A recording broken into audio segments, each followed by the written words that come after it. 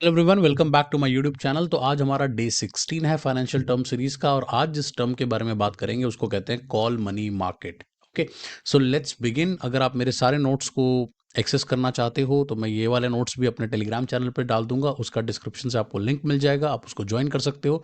Plus मेरी जो financial term की पूरी सीरीज है उसका प्लेलिस्ट भी आपको डिस्क्रिप्शन से मिल जाएगा। ओके, अगर आप चैनल पर नए हो तो सब्सक्राइब और शेयर जरूर करना। आगे बढ़ते हैं, लेट्स बिगिन। सबसे पहली चीज जो हमें समझनी है वो ये है कि कॉल मनी मार्केट होता क्या है। तो कॉल मनी मार्केट एक शॉर्ट टर्म मनी मार्केट है जहां पर कि बैंक्स और financial institutions borrow and lend funds from each other.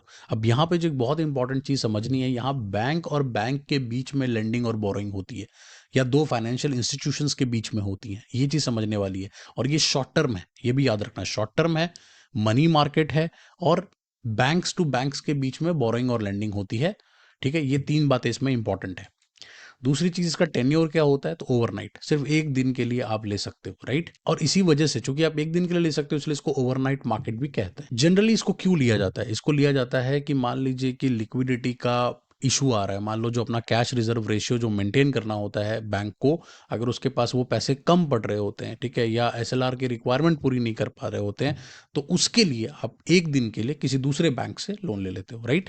So that is what call money market is. और सीआरआर और एसएलआर दोनों मैं पढ़ा चुका हूँ फाइनेंशियल टर्म सीरीज में, आपको नीचे मिल जाए। अब इसके पार्टिसिपेंट्स कौन कौन से होते हैं, तो पहले मैंने आपको बता दिया, कमर्शियल बैंक्स होते हैं, कोऑपरेटिव बैंक्स होते हैं, या प्राइमरी डीलर्स होते हैं, ठीक है, या फाइनेंशियल इंस्टीट्यूशंस हो सकते हैं। कोई भी कोलैटरल यहाँ पे इन्वॉल्व नहीं होता, अनसिक्योर्ड बोरोइंग होती है, तो कोई भी कोलैटरल देने की जरूरत नहीं पड़ती एक दिन के पैसे लेने के लिए।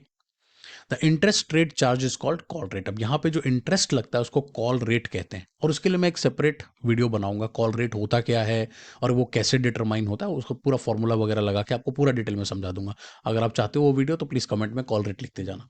Rates are highly volatile. अब यहाँ पे जो रेट्स होते हैं वो काफी वोलाटाइल होते हैं और लगातार बदलते रहते हैं, depending upon the liquidity conditions किस तरह की है, ठीक है।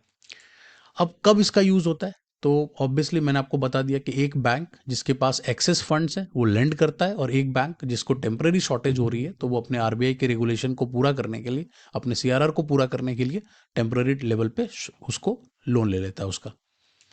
अब इसका एक रियल टाइम एग्जांपल लेकर समझते हैं। तो मान लीजिए कि एक बैंक ए है जिसके पास 500 करोड़ एक्स्ट्रा है, एक्स्ट्रा लाइंग है उसके पास, ठीक है, जितनी रिक्वायरमेंट उससे ज़्यादा है उसके पास।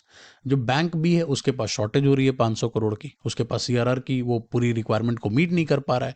तो वो क्या करेगा, बैंक बी जो है बैंक ए से वो 500 करोड़ लोन पे ले लेगा, और एक कॉल रेट डिसाइड होगा जिसका 6.75 लेट्स से वो कॉल रेट है, तो उसके बेस पे वो डिटरमाइन हो जाएगा। और ये कैसे डिटरमाइन होता है वो कॉल रेट वाली वीडियो में मैं आपको बताऊंगा। तो नेक्स्ट डे क्या होगा, बैंक बी जो है जिसने लोन लिया है वो सारा का सारा अमाउंट रीपे कर देगा विद द इंटरेस्ट। जो इतना भी इंटरेस्ट बनेगा वो इंटरेस्ट भी पे कर देगा, और साथ में जो प्रिंसिपल अमाउंट है वो भी वापस कर देगा। और इसी को हम कॉल मनी मार्केट ट्रांजेक्शन कहते हैं, या वनडे लोन भी कहते हैं, या ओवरनाइट मार्केट भी कहते हैं, ठीक है, जो बैंक्स के बीच होता है। तो thank you so much, I hope कि आपको ये टर्म अच्छे से समझ में आ गया हो। आप चैनल को लाइक करना, शेयर करना, सब्सक्राइब करना, और नोट्स के लिए टेलीग्राम चैनल को ज्वाइन कर लेना। मिलते हैं अगले टर्म में।